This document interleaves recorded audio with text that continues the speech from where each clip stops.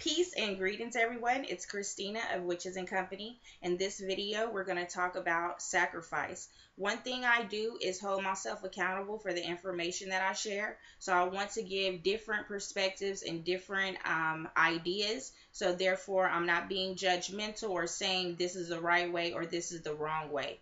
The first thing I'm going to do is go over two definitions that are on the Cambridge Dictionary online, and then we'll build upon those two definitions.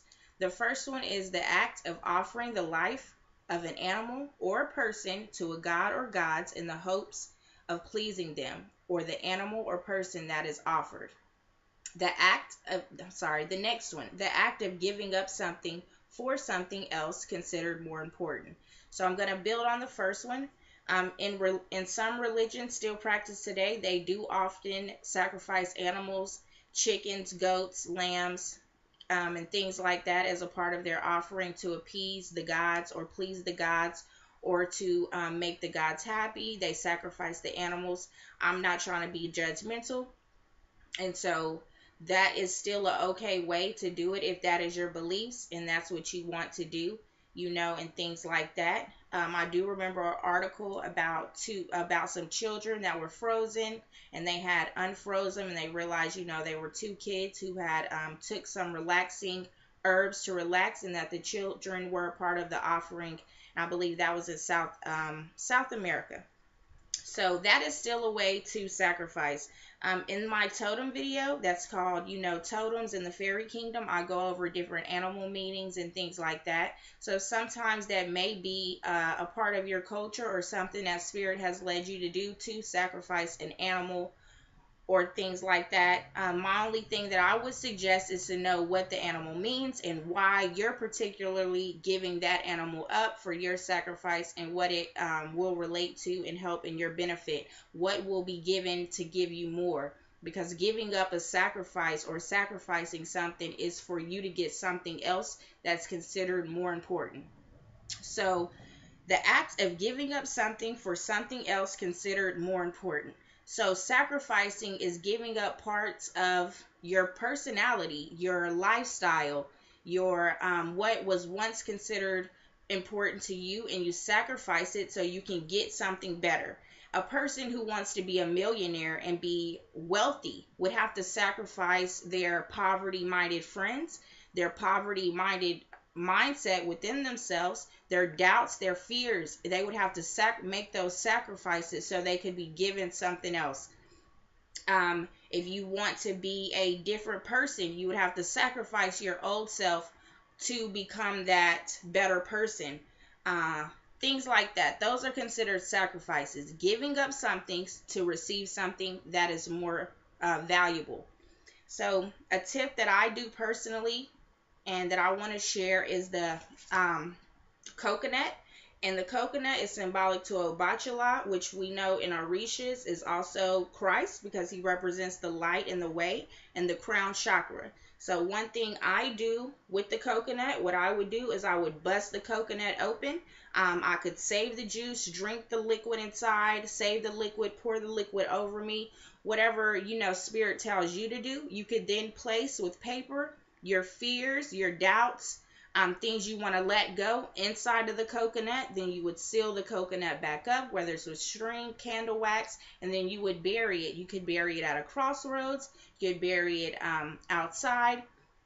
I went and when I did the coconut ritual last April, I busted the coconut. I put my doubts and my fears. I had doubts of, I can't create a website. I'm too scared to do YouTube videos. And those things that were stopping me from my growth, I put them inside the coconut. I then went to the railroad and I buried it under the railroad, the rocks and gravel that's around the railroads and things like that. And then I brought home, one of the rocks as symbolic, so I would remember that sacrifice that I had made. In Christianity, Jesus was the ultimate sacrifice, and so they say that when Jesus came back, you didn't have to sacrifice animals anymore, and that Jesus was being the ultimate sacrifice of himself. So that's symbolic to letting go, as discussed in the Crossroad video, and sacrificing your lower self for your higher self. So Jesus sacrificed himself for everyone else. And that's symbolic to what we may do in our lives, is we may sacrifice ourselves for everyone else. In astrology, if you're familiar with your astrology natal chart, you could look up in your chart where your Aries energies are at. This is also why we celebrate Jesus' death during April, because that's Aries season. So you could look into your personal natal chart to see where to sacrifice, or where you already have been making sacrifices, because Aries is symbolic to your will, to your force, to what truly moves your soul, and things like that. There was a brother on Facebook who was live streaming a incident with the police and the community, and he was, videotaping it, and he was standing front line, and he, come to find out, is a Aries. So this brother, and his name is King Miles. If you guys know him, let him know I spoke about him. Thank you for being an example, King Miles. So he was an Aries, and he sacrificed himself, his freedom, his safety, so for others, so everybody else could see what was going on in North Carolina. So he was front line, and he ended up going to jail and ended up having to move and all of these things, and he made himself a sacrifice for others, and in that he will be blessed by the universe and be given more. So he had to truly sacrifice friends, and probably, people who thought he shouldn't do what he's doing, to give us that front line, that Aries, that on the front line center, in the front for humanity, leading the way. So in astrology, you could look within your own personal natal chart and see where you already are giving sacrifices, and how to transform that sacrifice. I have known two people who have Aries in the fifth house. And so this is a different way that Aries energy of sacrifice has played out. One person that I know who has Aries in the fifth house, and we know the fifth house is about your children, your creativity, and things like that. So one person was a fashion designer, and he didn't have children, and he had sacrificed the ideas of having children so that he could live out his will of being creative in the way that he desired to be. Another example is someone I know who has Aries in the fifth house, and they're unable to live out their true will and their true, what truly moves their soul, because Aries is about soul and not the head. Although it is symbolic to the head, it's kind of a battle within itself of that soul and the doubts. So this person has a child or children, and they're unable to live out their true will, because every time they go to live out that true will or move to that, they're forced to be like, oh, I got to choose between my child and my will, my child and my will.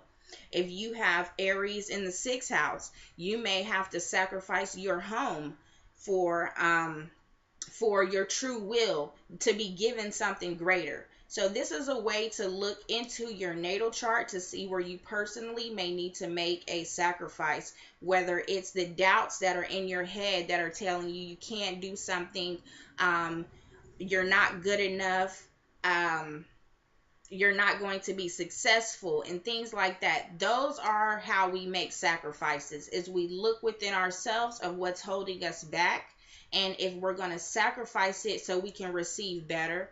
Sometimes sacrifices are very hard to make, because you are fearful of the change, and you know that if you want to go to the next level, that you will have to leave a lot of stuff behind. If you want to be successful, if you want to be wealthy, if you want to be famous, if you want to be a leader, leaders and famous people have to sacrifice a lot.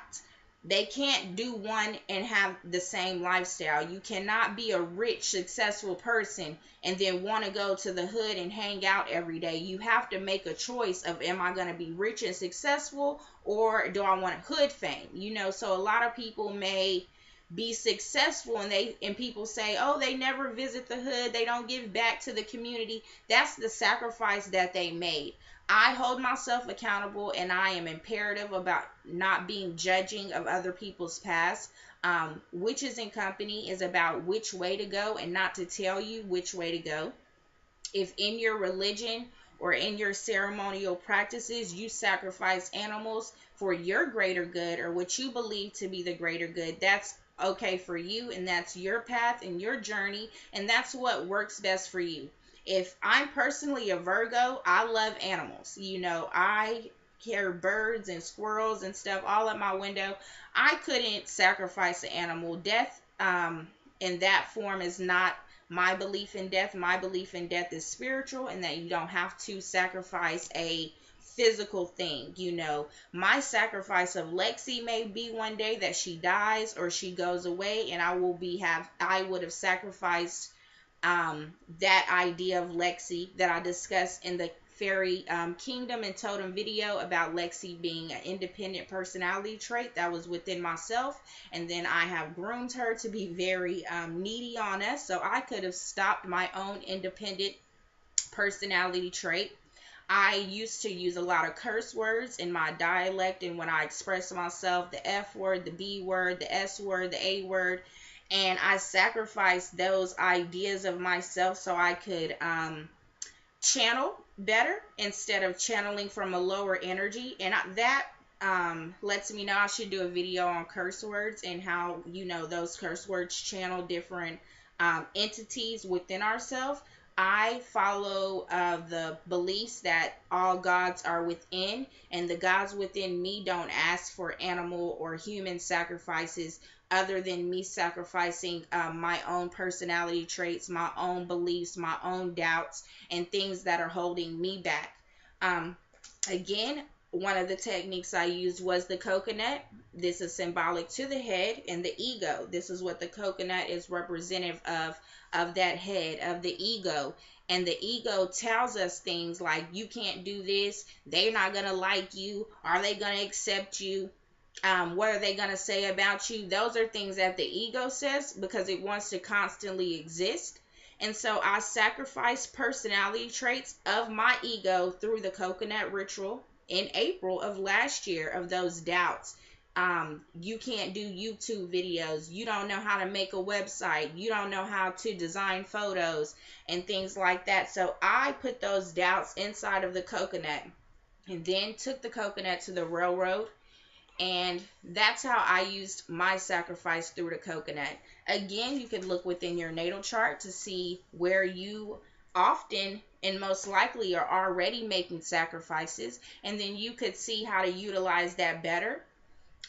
If you know what house your Aries energy is in, I welcome you guys to contact me, but if you want me to tell you or help you, please go to witchesandco.com and schedule a time to speak. I'm giving a lot of information. I hope that you follow your intuition. If you do need help or you want assistance or you want to know what energy you have within your natal chart, please go to witchesandco.com and we can look into that. Thank you guys so much. The next video is going to be about how to do magic when your family's not around. So thank you so much, guys.